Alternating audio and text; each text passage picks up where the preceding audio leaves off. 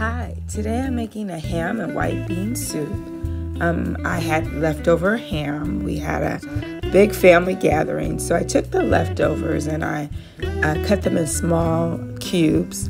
I added a half a cup of celery, carrots, and onion, as well as 3 cloves of garlic.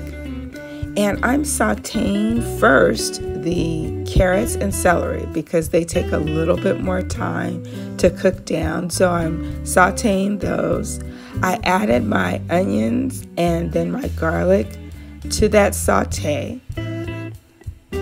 Finally, I'm adding my leftover ham. Okay, and so this process is going to take about 5-6 minutes to cook these ingredients.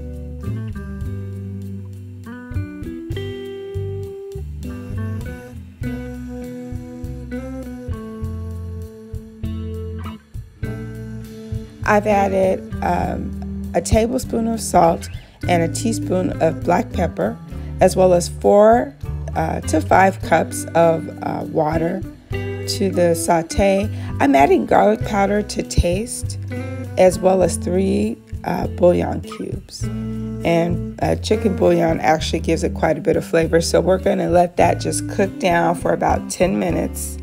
And next, after it's cooked down, we're going to then add 2 cans of white cannellini or white kidney beans.